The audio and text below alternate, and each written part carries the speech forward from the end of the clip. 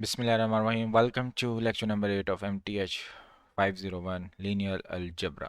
आज हम कवर करेंगे linear dependence and linear independence. So definition हम देखते हैं कि एक इंडेक्स्ड सेट ऑफ वेक्टर्स है. इंडेक्स्ड से मुराद v1 v2 up till so on vp. ये जो 1 2 टिल p है ये इंडेक्स्ड कह रहे हैं इसको. ये वेक्टर्स का एक सेट है इन आर एन जो कि एन डायमेंशन के अंदर है. Is set to be linearly independent if the vector equation x1 v1 plus x2 v2 up till so on xp vp is equal to 0 has only the trivial solution.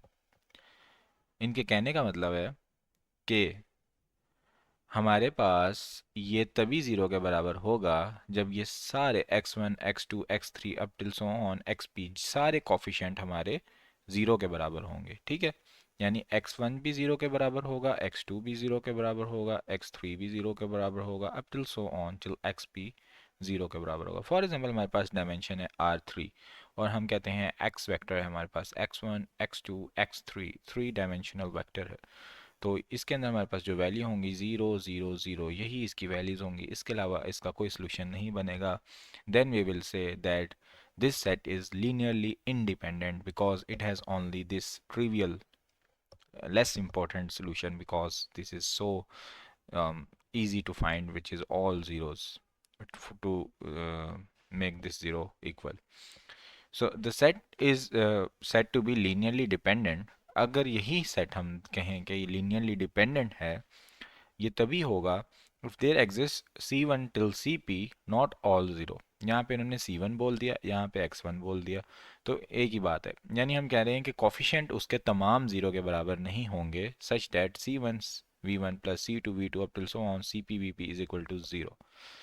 यानी अगर सारे coefficient zero के बराबर होंगे तो वो बन जाएगा लीनियरली इंडिपेंडेंट. अगर सारे कोफिशिएंट ज़ीरो के बराबर नहीं हैं, कोई ना कोई रिलेशनशिप हमारा आपस में बन रहा है, तो हम बोलते हैं लीनियरली डिपेंडेंट. फॉर एग्जांपल अगर मेरे पास है c1 v1, इसको मैं अगर 2c2v2 या -c2v2 या 1/2 कुछ भी लिख दूँ ना, अगर c1v1 को c2v2 की फॉर्म में, तो मैं बोलूँगा कि ये एक लीनियर कम्बिनेशन की फॉर्म में मैंने लिख दिया है और इनकी वैल्यू ज़ीरो के बराबर नहीं है, तो फिर ये लीनियरली डिपेंडेंट है. अगर मैं इस तरह नहीं लिख सकता c1v1 is equal to 2c2v2 मतलब इज इक्वल टू ज़ीरो आ रहा होता है या कोई रिलेशनशिप नहीं बन पा रहा होता है, तो मैं कहूँगा ये लीनियरली इंडिपेंडेंट है. इनको मैं आपस में एक दूसरे की फॉर्म पे नहीं लिख सकता. जब एक चीज़ को मैं दूसरी चीज़ की फॉर्म में नहीं लिख सकता हूँ तो वो इंडिपेंडेंट है, उससे वो अलग है, उसके ऊपर उसकी कोई डिपेंडेंस नहीं है, उसका उससे कोई ताल्लुक नहीं है. अब जो हमारे पास इक्वेशन वन है उसको वो कह रहे हैं it is a linear dependence relation among v one v p. ये जो हमारे पास ये वाली इक्वेशन है, ठीक है, when the weights are not all zero. वही बात रिपीट कर दी कि जब ये तमाम वेट ज़ीरो नहीं होंगे तभी हमारी ये इक्वेशन लीनियर डिपेंडेंट होगी. Let's see an example. हमारे पास एक एग्जांपल है जिसके अंदर हमारे पास तीन वेक्टर दिए गए हैं. ठीक है, ये वेक्टर का सेट जो है ये v1 से लेके v3 तक जाता है, ये एक सेट है. तो हमने ये बताना है कि जो सेट ऑफ वेक्टर्स है ये लीनियरली इंडिपेंडेंट है या नहीं है. लीनियरली इंडिपेंडेंट ये तभी होता है जब इसके तमाम कोफिशिएंट ज़ीरो के बराबर होते हैं या इसका एक ही सोल्यूशन होता है जो कि ट्रिवियल सोल्यूशन होता है. अगर इसके एक से ज़्यादा सोल्यूशन बन रहे हैं जो कि नॉन ट्रिवियल सोल्यूशन भी बन रहे हैं, तो ये हमारे पास इंडिपेंडेंट नहीं होगा बल्कि डिपेंडेंट बन जाएगा. सेकंड हमारे पास जो क्वेश्चन है वो ये कह रहा है if possible find a linear dependence relation among v1 v2 v3. वो कह रहे हैं कोई भी एक आपने एग्जांपल बता देनी है अगर आपके लिए पॉसिबल है. पॉसिबल तभी होगा कि ये लीनियरली इंडिपेंडेंट नहीं होंगे. अगर ये लीनियरली इंडिपेंडेंट नहीं होंगे तभी हम डिपेंडेंस वाला रिलेशन बना सकते हैं कि हम इसको एक लीनियर कम्बिनेशन की फॉर्म में लिख सकते हैं. तो इसका सोल्यूशन देखेंगे. हमारे पास ये तीनों वेक्टर्स हैं, इनको कंबाइन करके एक मैट्रिक्स फॉर्म में लिख लेते हैं और इज इक्वल टू ज़ीरो कर देते हैं. क्यों? क्योंकि हमारे पास बेसिकली ये जो गेम है दिए हुए हैं ना वेक्टर्स, ये हैं v1 v2 और v3. तो मेरे पास जो कॉम्बिनेशन बनता है वो बनता है x1 v1 plus x2 v2 plus x3 v3 is equal to zero. ये मेरे पास एक रिलेशनशिप बनता है. तो अब यहाँ पर जब मैं वैल्यूज़ पुट करता हूँ तो ये मेरे पास आ जाता है 1 2 3, और यहाँ पे आता है x1 प्लस x2 के लिए मेरे पास आ जाता है 4 5 6, और प्लस x3 के लिए मेरे पास आ जाता है इसके साथ 2 1 0, और ज़ीरो वेक्टर मेरे पास यानी नल वेक्टर राइट साइड पे आ जाता है.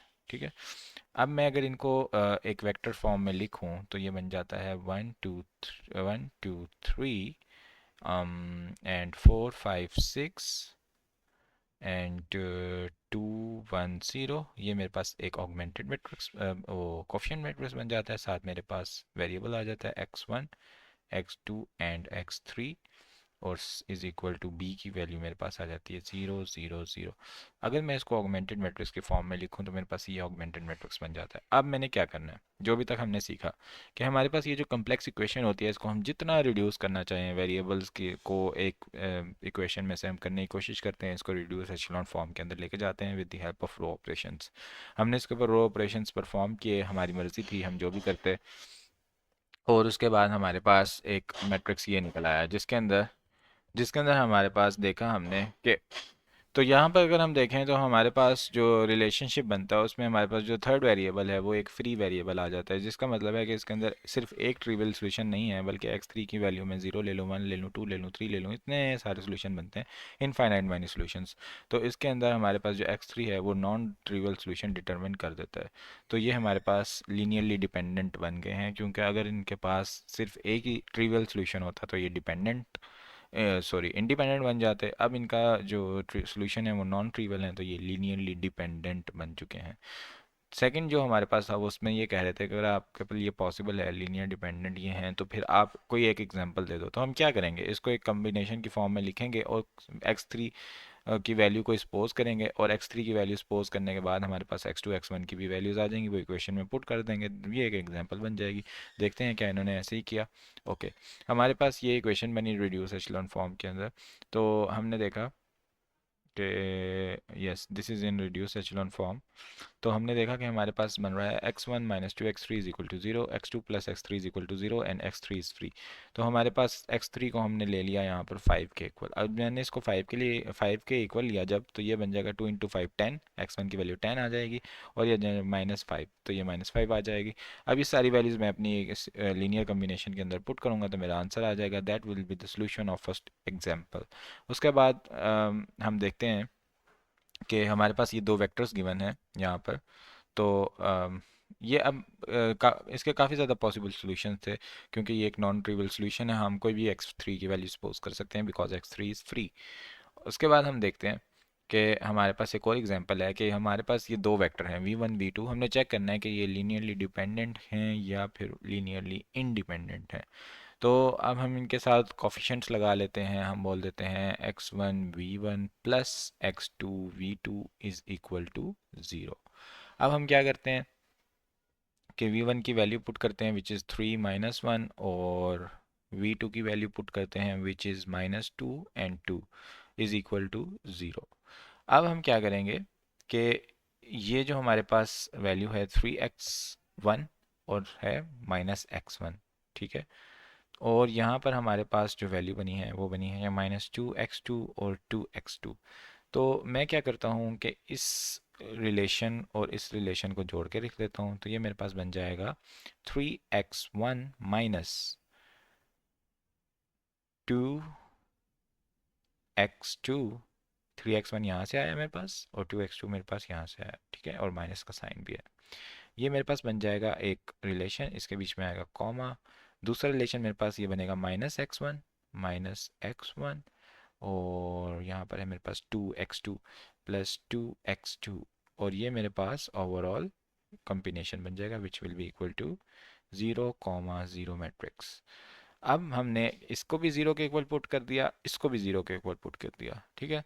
यहाँ पर हमने जब इनको जीरोस के इक्वल पुट किया तो हमने देखा कि हमारे पास x1 की वैल्यू भी 0 आ जाती है, x2 की वैल्यू भी 0 आ जाती है। हमारे पास x का सेट है जिसके अंदर दो डायमेंशन है, x1 x2, दोनों की वैल्यू 0 आ जाती है। This is a trivial solution. जब इसका एक ट्रिवियल सोल्यूशन आया, इसमें कोई वेरिएबल फ्री नहीं है, तो हम बोलेंगे कि this is a independent linearly independent set. तो हमारे पास ये आया कि the trivial solution is the only solution, so these two vectors are linearly independent. Yes. अच्छा, ये हमारी एग्जांपल थी। अब हम देखते हैं कि मैट्रिक्स कॉलम्स की लीनियर इंडिपेंडेंस हम कैसे चेक करते हैं और हम उसको कैसे डिफाइन करते हैं। तो हम एक मैट्रिक्स के साथ एग्जांपल ले लेते हैं कि हमारे पास एक मैट्रिक्स है जिसके ये इतने सारे कॉलम हैं A1 A2 A3 up till so on an. तो हमारे पास सेट ऑफ वेक्टर्स के बजाय ये चीज़ आ गई है, ठीक है। एक वेक्टर्स को हमने कंबाइन मैट्रिक्स की फॉर्म में लिख लिया। ठीक है, यानी ढेर सारे वेक्टर्स थे मेरे पास, इस तरह कॉलम मैट्रिसेस थे और वेक्टर्स की फॉर्म में थे, मैंने इनको कंबाइन करके एक मैट्रिक्स बोल दिया और यहाँ पे मैंने एक नई बात शुरू कर दी कि मैं तो नई बात करने लगा हूँ, जबकि ये पहले बात मैं कर चुका हूँ। So the matrix relation AX is equal to 0 can be written as x1 a1 plus x2 a2 plus x3 a3 so on till xn an is equal to 0. Each linear dependence relation among the columns of A corresponds to a non-trivial solution of AX is equal to 0. अगर हमारे पास एक ही solution आया trivial solution, तो ये हमारे पास इसका एक ही trivial solution होगा जिसमें तमाम जो हमारे पास coefficients हैं x1 x2 x3 वो तमाम जीरो के बराबर होंगे, इसके अलावा कोई सोल्यूशन नहीं होगा, हमारे पास कोई फ्री वेरिएबल नहीं आएगा। तो इसको हम देखते हैं। अब हम इसका एक ऑगमेंटेड मैट्रिक्स बना लेते हैं because this is homogeneous equation ax is equal to zero we are considering. So हमारे पास लास्ट कॉलम जीरो आ जाएगा, रिड्यूस एचेलॉन फॉर्म में लेकर जाएंगे तो रास्ते में जाते जाते हमें ये चीज़ मिल जाएगी। तो यहाँ पर हम देखते हैं अगर कि हमारे पास थ्री बेसिक वेरिएबल्स हैं और कोई भी फ्री वेरिएबल नहीं है because this is 13x3 is equal to 0 which makes x3 is equal to 0 by 13 and x3 is equal to 0. So x3 की वैल्यू हमारे पास फिक्स हो गई है which is equal to 0 and x3 is not free and any other variable is not free as related to x3 because x1 will also equal to 0, x2 will also is equal to 0. So our matrix will be for coefficients 0 0 0 which is the trivial solution. So this is a linear independent set of solution. So अब हम देखते हैं कि हमारे पास set of one और two vectors क्या होते हैं या मोर देन टू वेक्टर्स भी हम आगे कंसीडर करेंगे, लेकिन अभी हम देखते हैं कि हमारे पास अगर सेट हो एक से ज़्यादा वेक्टर्स का। So basically a set containing only one vector से v is linearly independent if and only if v is not the zero vector. ठीक है, तो हमारे पास अगर सेट है जिसके अंदर हम वेक्टर कंसीडर कर रहे हैं v, ठीक है, हमारे पास ये सेट है v, तो ये लीनियरली इंडिपेंडेंट तभी हम इसको देखेंगे कि हमारे पास ये v ही जीरो के बराबर ना हो जाए। देखें हमने कोफिशिएंट जीरो के बराबर करना है ना, हमारे पास है c1 v1, ठीक है, तो हमने बराबर करना है c1 को जीरो के। ठीक है, अगर मैं बोल दूं कि v1 जो है वो मेरा जीरो के बराबर है और मेरा सोल्यूशन कम्बिनेशन लीनियर कम्बिनेशन में फिर भी लिखा जा रहा है क्योंकि c1 v1 is equal to zero, v1 है ही जीरो, तो किसी c1 की कुछ भी वैल्यू हो तो वो जीरो के बराबर होगा, जो कि लीनियर इंडिपेंडेंस के रूल को ख़राब करती है। लीनियर इंडिपेंडेंस कहता है कि तमाम सी जीरो के बराबर होने चाहिए। तो हमारे पास जब लीनियरली इंडिपेंडेंट सिस्टम होगा तो उसमें जो वेक्टर है वो इटसेल्फ जीरो नहीं होना चाहिए बल्कि सारे कोफिशिएंट्स जो हैं वो जीरो के बराबर होने चाहिए। This is because the vector equation x1v is equal to 0 has only trivial solution when v is not equal to 0. Trivial solution तभी होगा, ट्रिवियल सोल्यूशन से मुराद क्या है कि C1 और इसके अलावा अगर C2 C3 up till so on CP जितने भी C हमारे पास हैं तब सब जीरो के बराबर हों। अगर C1 ना लें x1 x2 जितने भी x हैं हमारे पास सब जीरो के बराबर हों तो ट्रिवियल सोल्यूशन तभी बनेगा जब v जीरो के बराबर, अगर v जीरो के बराबर चला गया तो हमारे पास x1 x2 x3 सब की वैल्यूज डिफरेंट हो सकती हैं, 1 2 3 5 जो भी ले लें, जब वो जीरो से मल्टीप्लाई होंगे तो जीरो ही आएगा। तो v जीरो के बराबर नहीं होना चाहिए for a system to be linearly independent. Zero vector जो होता है वो लीनियरली डिपेंडेंट होता है अगर जीरो वेक्टर आ जाए because x1 v is equal to zero में अगर हम v जीरो कर दें तो x1 की डिफरेंट वैल्यूज आ जाएंगी और many non trivial solutions generate हो जाएंगे which will make this system linearly dependent. तो हमारे पास एक एग्जांपल है, इसको कंसीडर करते हैं। We have v1 vector s31 v2 s62 और हमारे पास एक और सिस्टम है जिसमें v1 is 32 and v2 is 62। यहाँ पर हम एक और प्रॉपर्टी देखते हैं कि लीनियरली डिपेंडेंट के लिए अगर हम मल्टीपल चेक करें तो वो भी हम कर सकते हैं। ओके, सो हम सोल्यूशन में देखते हैं। Notice that v2 is a multiple of v1। देखें यहाँ पर v1 है 3 इसको मैं 2 से मल्टीप्लाई करूँ तो मेरे पास अगर 2 को 3 से मल्टीप्लाई कर दूं और 2 को 1 से मल्टीप्लाई कर दूं तो मेरे पास 6 2 ये वेक्टर बन जाता है। तो मैं लिख सकता हूँ v1 is equal to v2 is equal to 2v1। ठीक है, तो एक लीनियर कम्बिनेशन की फॉर्म में लिख दिया मैंने, v2 को एज v1 एक्सप्रेस कर दिया है, तो ये मेरे पास लीनियरली डिपेंडेंट सोल्यूशन है। हेंस हमारे पास जो ये दोनों वेक्टर्स का एक सेट बन रहा था ये लीनियरली डिपेंडेंट है। तो हम कह सकते हैं कि अगर दो वेक्टर्स हमें एक सेट में दिए गए हैं और वो दोनों एक दूसरे के मल्टीपल हैं तो वो लीनियरली डिपेंडेंट होंगे।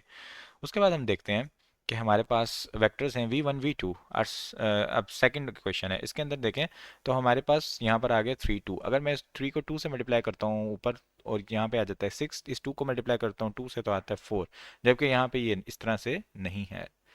तो यहाँ पर हमारे पास एक नोट आया कि एक सेट ऑफ वेक्टर्स है v1 v2, ये लीनियरली डिपेंडेंट तभी होगा जब हमारे पास ये दोनों वेक्टर्स एक दूसरे के मल्टीपल होंगे। अगर वो दोनों एक दूसरे के मल्टीपल होंगे तो वो एक ही लाइन पर लाई करे होंगे और हम बोलेंगे कि ये लीनियरली डिपेंडेंट हैं। ठीक है, तो ज्योमेट्रिक टर्म्स में भी अगर हमने इसको देख लिया, अगर हमारे पास लीनियरली इंडिपेंडेंट वेक्टर्स होंगे तो वो दोनों की लाइन सेपरेट होंगी, सेपरेट लाइंस पर वो फॉल करेंगे और दोनों एक दूसरे का मल्टीपल नहीं होंगे, तो ये हम बोलेंगे कि ये जो सेट ऑफ वेक्टर्स है दैट इज़ लीनियरली इंडिपेंडेंट। इसके बाद हम देखते हैं कि हमारे पास अभी हमारे पास वन या टू वेक्टर्स का सेट था।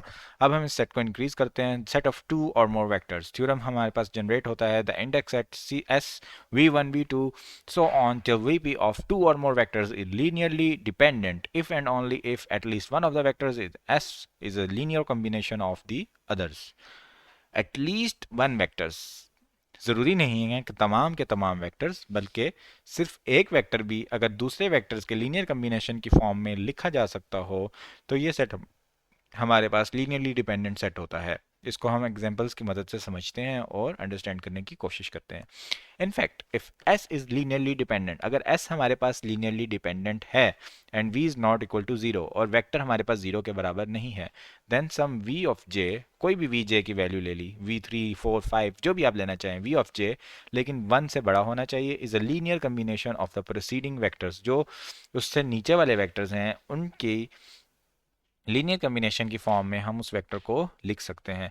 अच्छा, इसको हम अगर हम समझना चाहें तो मैं इस एग्जांपल से इसको बताना चाहूँगा। For example, I have a set of 5, 10, 15, 20, 25। ठीक है, ये मेरे पास एक सेट है। ओके, तो मैंने इसके अंदर क्या किया, मेरे पास फॉर एग्जांपल ये है v1, ये है v2, 3, 4, 5, मेरे पास ये 5 हैं। ठीक है, अब मैं क्या करता हूँ कि v3 ले लेता हूँ। ठीक है, यहाँ पर आया मेरे पास 15। ठीक है, अब मैं कहता हूँ कि 15 इज इक्वल टू, यानी v3 इज इक्वल टू, ये मेरे पास है v2 और ये है v1, v2 plus v1 which is 10 plus 5 और ये बन गया 15। Yes, exactly, I can write v3 in the form of linear combinations of its preceding vectors। ठीक है, तो ये मेरे पास लीनियर डिपेंडेंस है। लेकिन अगर मेरे पास इस सेट के अंदर यहाँ पर 15 ना हो, यहाँ पर मेरे पास 17 हो, तो 17 को मैं 10 और 5 के मल्टीपल बना के या किसी चीज़ से मल्टीप्लाई करके नहीं लिख सकता। तो बेसिकली ये डिपेंडेंस होती है अगर हम आसान अल्फाज में समझें। लेकिन ये एग्जांपल मैट्रिसेस के लिए लिहाज से नहीं है, ये वैसे आपको कंसेप्ट समझाने के लिए कि डिपेंडेंस इंडिपेंडेंस का मतलब क्या है बेसिकली।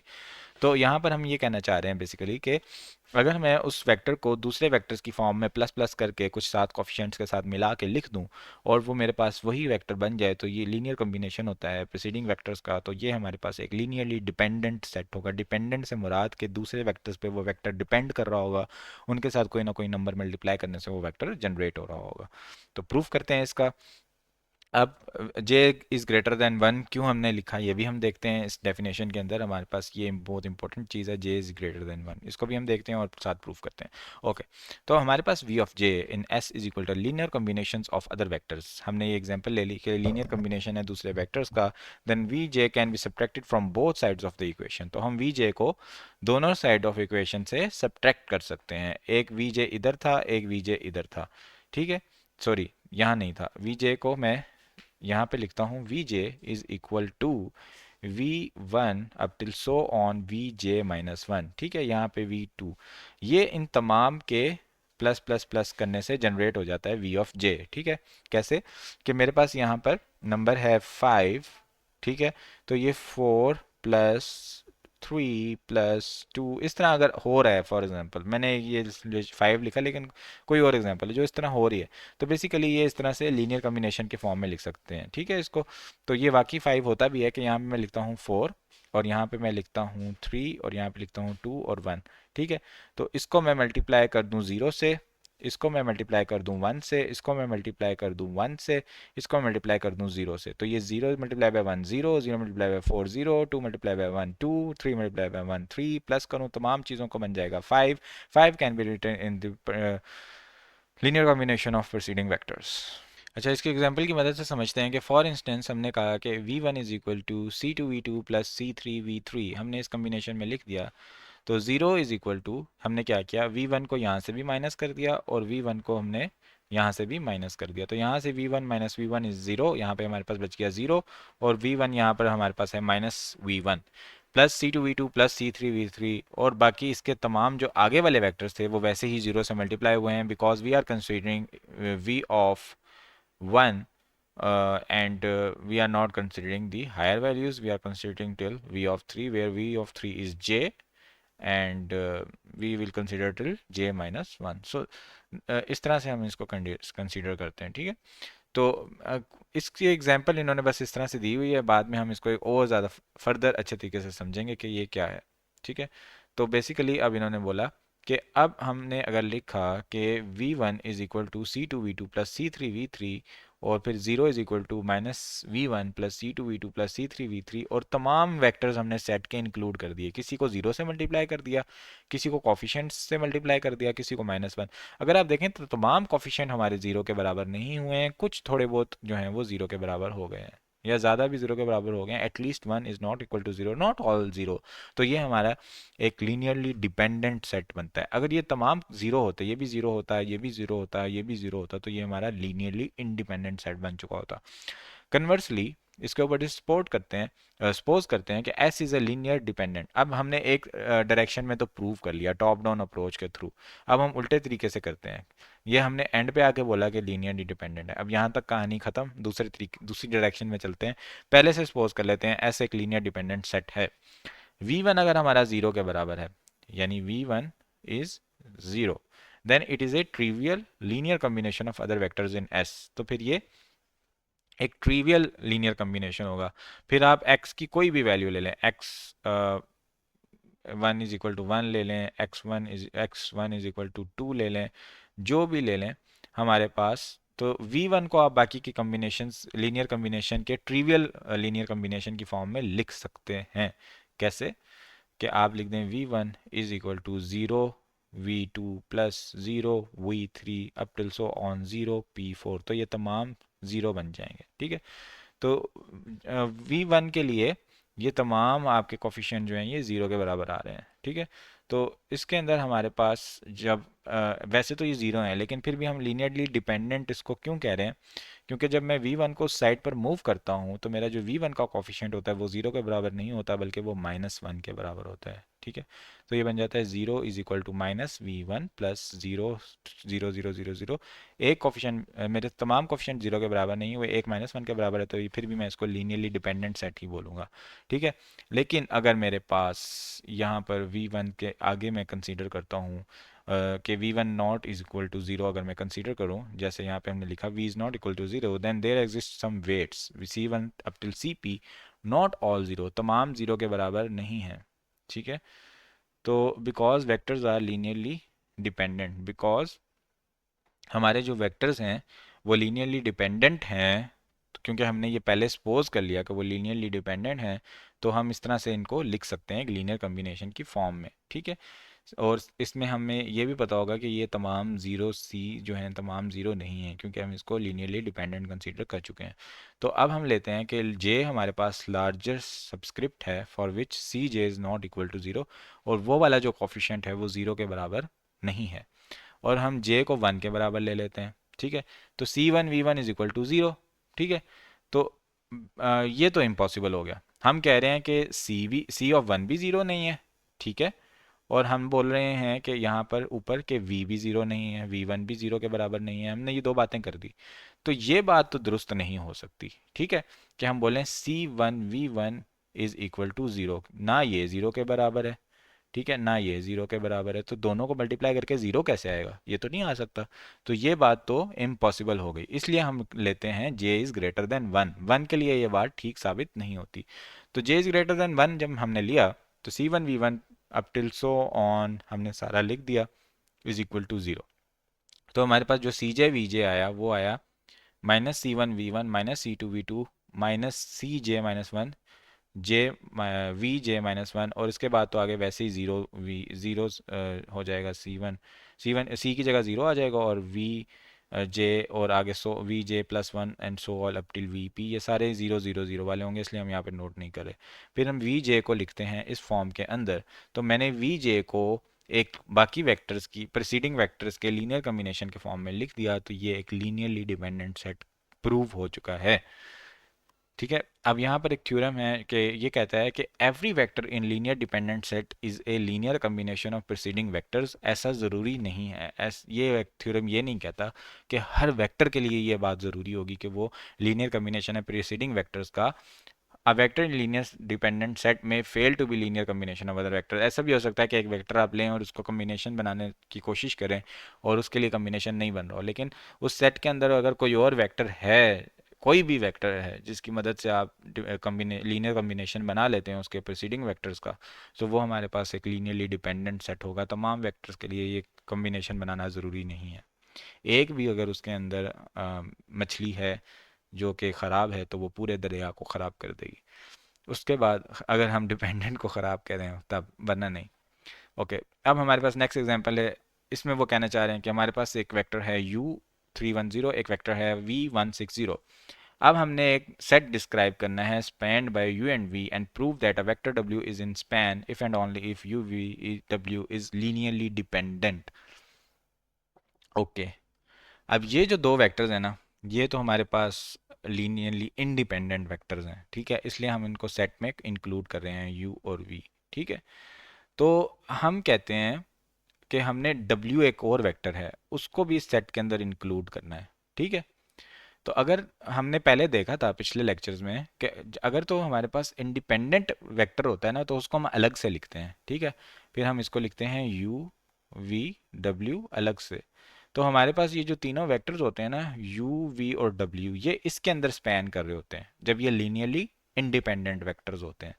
लेकिन हम कहते हैं कि जब ये इनके ऊपर डिपेंडेंट है, इनके कम्बिनेशन की फॉर्म में लिख सकते हैं हम W को, तो हम इसको इस सेट में इंक्लूड नहीं करते।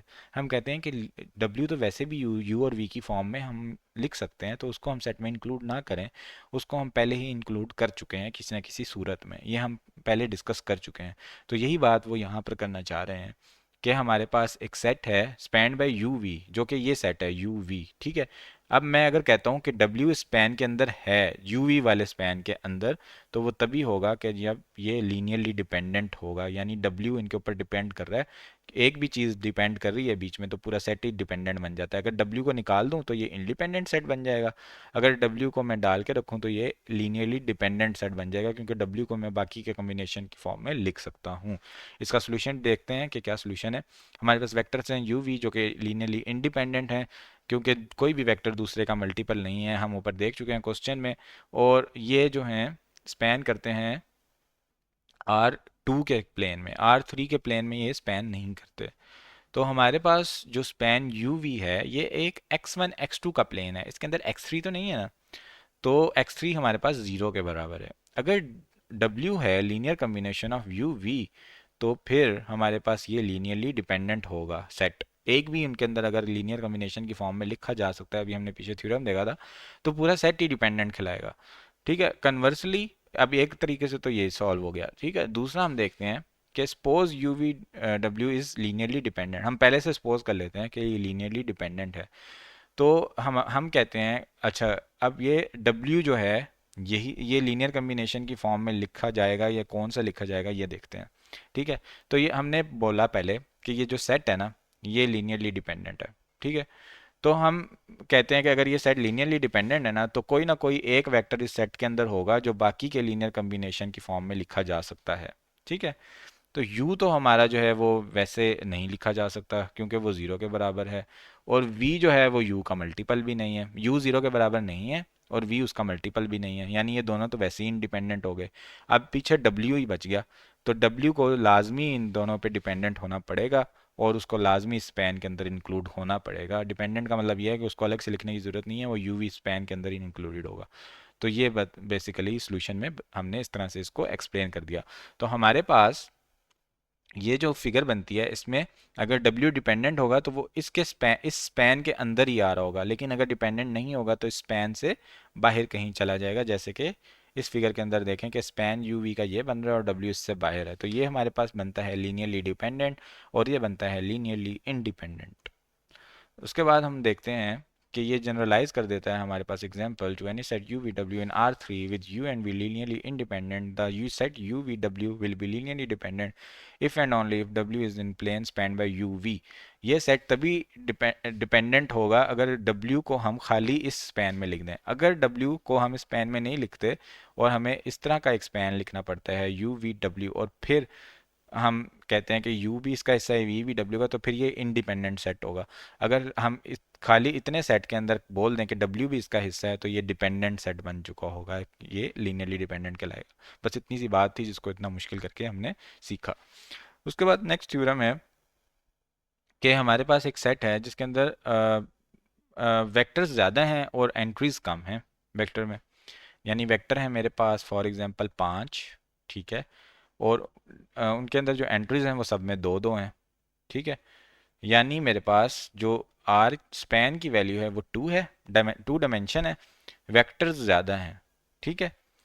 तो ये कहता है अगर आपके पास ऐसी चीज़ आ जाए तो ऐसा सेट तमाम वेक्टर्स का आर एन के अंदर जहाँ पे number of vectors V P is greater than the number of dimension, तो ये हमारे पास लीनियरली डिपेंडेंट वेक्टर्स होंगे। इनको लाजमी एक दूसरे के ऊपर डिपेंडेंट करके लिखना पड़ेगा क्योंकि जगह आपके पास कम थी और चीज़ें आपने ज़्यादा बता दी, तो हमें तो भाई एक दूसरे पर चीज़ों को चढ़ाना ही पड़ेगा। तो आपके पास वेक्टर ज़्यादा हैं, डायमेंशन कम है, तो वो लाजमी एक दूसरे पे डिपेंडेंट होंगे। ये थ्योरम कहना चाह रहा है। तो हमारे पास एग्जांपल है वेक्टर्स की कि 3 वेक्टर्स हैं, हमने इनको चेक करना है कि ये लीनियरली डिपेंडेंट है because there are 3 vectors in the set and there are only 2 entries in each vector. वाह, ये लीनियरली डिपेंडेंट ही हैं क्योंकि हमारे पास दो दो एंट्रीज हैं, डायमेंशन 2 है, नंबर ऑफ वेक्टर्स हमारे पास 3 हैं, तो नंबर ऑफ वेक्टर्स जो हैं वो ज़्यादा हैं नंबर ऑफ डायमेंशन से, तो ये लाजमी डिपेंडेंट सेट होगा और इसको हम इस तरह से ग्राफिकली रिप्रेजेंट कर सकते हैं, ठीक है। तो लेकिन हमने देखा कि ये वेक्टर्स मल्टीपल नहीं हैं दूसरे वेक्टर्स का। पहले तो हम कहते थे ना वेक्टर मल्टीपल होगा तो फिर हम डिपेंडेंट बोलेंगे, लेकिन इस कंडीशन में लाजमी नहीं है कि वो एक दूसरे के मल्टीपल हों, हो भी सकते हैं लेकिन ये चीज़ अब ज़रूरी नहीं रहेगी अगर वेक्टर्स ज़्यादा हो गए हैं। अच्छा, नेक्स्ट थ्योरम हम देखते हैं, वो कहता है कि इफ़ अ सेट, ये सेट है हमारे पास वेक्टर्स का, in R n contains the zero vector then the set is linearly dependent. उसमें अगर एक भी वेक्टर जीरो के बराबर हो गया, ये पहले भी हम देख चुके हैं, तो वो पूरा सेट ही डिपेंडेंट सेट बन चुका होगा क्योंकि उस जीरो वेक्टर को हम बाकी के कम्बिनेशन में लिख सकते हैं। By remembering the vectors v में support that v one is equal to zero, हम कहते हैं री नंबर करके कि वी वन हमारा जो वेक्टर है वो जीरो के बराबर है, तो हम ऐसे कह सकते हैं कि वी वन के साथ कॉफिशेंट लगा दें 1 और 0 v2 0 3, तो इसके साथ मैं 1 लगाऊं, 2 लगाऊं, 3 लगाऊं, ज़रूरी तो नहीं है ना कि इसके साथ भी मुझे 0 लगाना पड़ेगा, तो मेरे सारे कॉफिशेंट तो 0 के बराबर नहीं हुए। इंडिपेंडेंट के लिए सारे 0 के बराबर होने चाहिए थे, जबकि ये एक नॉन ट्रिवियल सोल्यूशन बन चुका है, तो इस वजह से ये मेरा जो सेट होता है ये क्या बन जाता है, डिपेंडेंट सेट बन जाता है। ये थ्योरम ये कहना चाह रहा है, so that the set is linearly dependent because in this relation coefficient of v is non zero. अच्छा, अब एग्जांपल आ गई हमारे पास, बहुत ज़्यादा इम्पोर्टेंट एग्जांपल है क्योंकि ये हमारे आज के तमाम कॉन्सेप्ट्स को रिवाइज करती है। हमारे पास एक एग्जांपल बी है, एक ए है और एक सी है। इसमें देखते हैं सबसे पहले एग्जांपल ए। अब देखें यहाँ पर डायमेंशंस क्या बन रही हैं। डायमेंशंस बन रही है हमारे पास 3, नंबर ऑफ वेक्टर्स क्या बन रहे हैं 4, तो ये हमारे पास क्या होगा, एक लीनियरली डिपेंडेंट सेट होगा क्योंकि number of vectors are more than the number of dimension, ठीक है। तो यहाँ पर उन्होंने ये लिखा है सेट कंटेन्स 4 वेक्टर्स और हमारे पास एंट्रीज 3 हैं, तो ये सेट है जो है ये लीनियरली डिपेंडेंट है बाय द थ्योरम। अब यहाँ पर देखें अगर, तो बी एग्जांपल में हमारे पास क्या है, हमारे पास जो नंबर ऑफ डायमेंशंस हैं वो 3 हैं, नंबर ऑफ वेक्टर्स भी 3 हैं, तो ये तो बराबर है, तो हम इसको अभी डिक्लेयर नहीं कर सकते, ये मतलब डिपेंडेंट तो नहीं बोल सकते इसको, ठीक है। लेकिन इसके अंदर एक मसला है, इसके अंदर हमारे पास एक वेक्टर है जिसके तमाम वैल्यू जीरो के बराबर है, ये नल वेक्टर जीरो वेक्टर है, तो किसी भी सेट में अगर जीरो वेक्टर हो उसको हम बाकी तमाम वेक्टर्स की लीनियर कम्बिनेशन में लिखते हैं और उस वेक्टर का कोफिशिएंट जीरो के बराबर होना ज़रूरी नहीं होता, तो फिर वो हमारे पास लीनियर सेट जो है वो लीनियर डिपेंडेंट सेट बन जाता है। तो यहाँ पर भी ऐसे ही है कि हमारे पास डायमेंशंस और रोज एंट्रीज तो बराबर थी, ठीक है, इस लेकिन क्या हुआ कि जीरो वेक्टर इस सेट के अंदर आ गया तो ये सेट लीनियरली डिपेंडेंट बन गया है। अच्छा, यहाँ पर अगर आप देखें तो नंबर ऑफ वेक्टर्स 2 हैं, डायमेंशन 4 हैं, तो ये डिपेंडेंट इसको नहीं बोल सकते, ठीक है। और मल्टीपल चेक करते हैं कि अगर मैं पहले -2 है इसको अगर मैं मल्टीप्लाई करूं किससे, -3/2 से पूरे इसको। तो -3/2 को -2 से मल्टीप्लाई करूँगा 3 आ जाएगा, -3/2 को 4 से मल्टीप्लाई करूँगा अगर, तो मेरे पास -6 आ जाएगा। -3/2 को अगर 6 से मल्टीप्लाई करूँगा तो मेरे पास आ जाएगा -9 आ जाएगा। और -3/2 को 10 से मल्टीप्लाई करूँगा तो मेरे पास आ जाएगा -15। अच्छा, बाकी तीन वैल्यूज़ तो सेम हैं, यहाँ पे 15 है या -15 है। तो ये मेरे पास जो सेट है ये मल्टीपल भी नहीं है, यानी इसके अंदर डायमेंशन और एंट्रीज वाली बात भी अप्लाई नहीं हो रही, नल वेक्टर वाली बात भी अप्लाई नहीं हो रही, और मल्टीपल वाली बात भी अप्लाई नहीं हो रही। इसके बाद की प्रॉपर्टीज़ अभी हमने डिस्कस नहीं की, तो हम देखते हैं इसमें क्या सोल्यूशन है। कि अब कॉरस्पॉन्डिंग एंट्रीज हमने देखी, तो सेकंड वेक्टर जो है वो हमने देखा कि -3/2 टाइम्स द फर्स्ट वेक्टर बनता है। ओके, ये रिलेशन जो है ये फर्स्ट 3 पेयर्स ऑफ एंट्रीज के लिए तो है, लेकिन लास्ट एंट्री जो है वो इस तरह रिजल्ट में नहीं आती। लास्ट एंट्री हमारे पास -15 आ रही थी, जबकि सेट में 15 गिवन है। तो ये जो वेक्टर्स हैं ये दूसरे के मल्टीपल नहीं हैं, सो दे आर लीनियरली इंडिपेंडेंट। ठीक हो गया। तो इस तरह से हमने ये प्रूव कर दी, ये सॉल्व कर दिए तीनों प्रॉब्लम्स। सो यहाँ पर हमारा लेक्चर एंड होता है। Thank you so much everyone for watching. Take care. अल्लाह हाफिज़।